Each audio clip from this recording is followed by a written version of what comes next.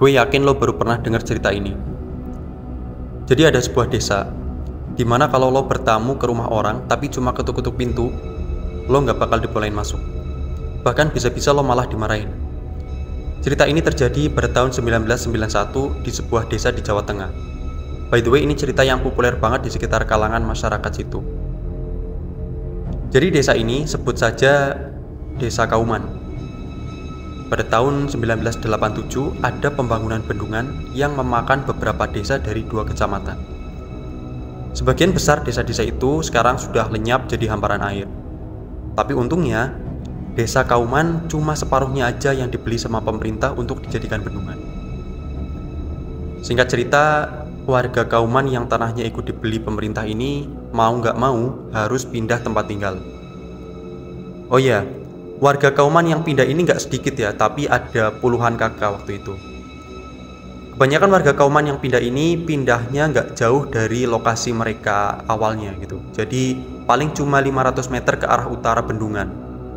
Dan seperti yang lo tahu, karena ini adalah proyek pemerintah, jadi uang kompensasinya terbilang cukup besar pada waktu itu. Nah, cerita ini bermula ketika salah satu warga, sebut saja Mbah Dul dan istrinya, yang sekarang usianya 72 tahun. Tentu waktu itu masih belum sepuh ya. Jadi Mbah Dul ini beserta 7 anaknya adalah termasuk warga yang pindah tempat tinggal karena pembangunan bendungan tadi. Jadi Mbah Dul memutuskan untuk membuat rumah baru sekitar 400 meter dari bendungan. Jadi ceritanya beliau punya tanah, terus uang kompensasinya beliau pakai buat bangun rumah di situ. Singkat cerita, rumah beliau sudah jadi, rumah khas Jawa dengan 5 kamar dan kolam ikan di pekarangan rumah, serta kandang kambing di bagian belakang. Bisa dibilang rumah ini cukup luas dan tergolong mewah pada waktu itu. Mbah Dul dan anak-anaknya yang waktu itu masih kecil akhirnya pindah ke rumah baru. Di tempat baru ini, Mbah Dul cuma punya satu tetangga di sebelah kanan rumah. Jadi memang waktu itu warga Desa Kauman belum begitu ramai ya. Jadi bagian depan, belakang, dan bagian kiri rumahnya Mbah Dul masih berupa hutan yang pohonnya besar-besar. Pohon-pohon ini menurut cerita ditanam pada waktu penjajahan Belanda. Jadi lo bisa bayangin betapa gelapnya area sekitar rumahnya Mbah Dul ini. Padahal waktu itu listrik juga belum sampai ke Desa Kauman. Pada tahun pertama, sama sekali nggak ada kejadian aneh maupun mistis di rumah baru ini. Pokoknya kehidupan tuh normal gitu. Kejadian aneh mulai muncul pada tahun 1990. Jadi sekitar 3 tahun setelah Mbah Dul pindah. Ceritanya, di depan dan di sebelah kiri rumahnya Mbah Dul itu dibangun rumah tetangganya dengan cara membabat sebagian hutan tadi. Nah, mulailah muncul teror dan kejadian mistis di lingkungan ini. Mbah Dul cerita bahwa ia tuh sering dengar suara tembakan senjata api di belakang rumahnya pada malam-malam tertentu.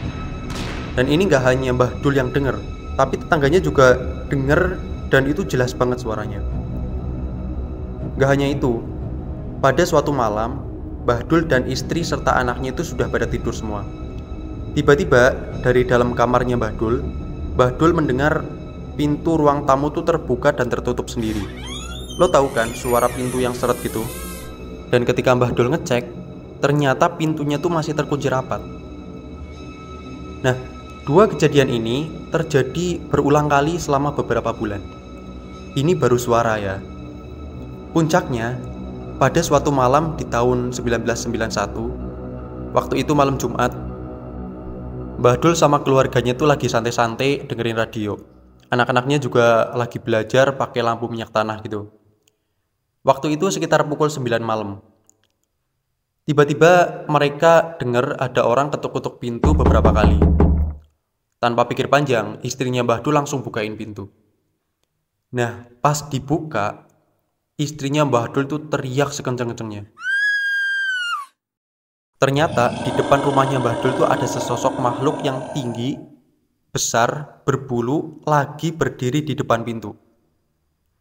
Makhluk ini diceritakan saking besarnya, sampai-sampai Mbah Dul dan istrinya itu cuma bisa lihat kakinya aja dari dalam pintu rumah. Lo bisa bayangin kan besarnya kayak apa? Dan makhluk ini diceritakan punya bau busuk yang menyengat banget. Nah, waktu itu Mbah Dul langsung menutup pintu secepatnya dan masuk ke dalam rumah. Waktu itu istrinya tuh sampai pingsan.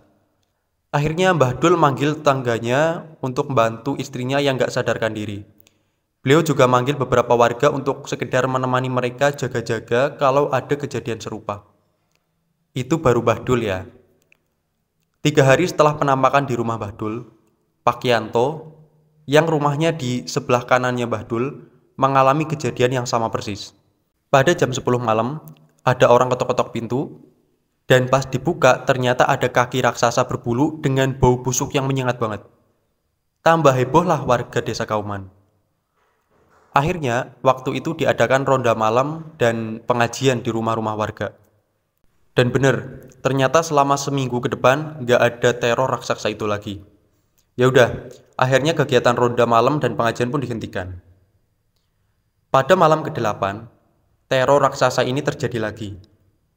Tapi bukan 1 atau 2 rumah yang diteror, tapi semua rumah pindahan yang jumlahnya sekitar 15 rumah.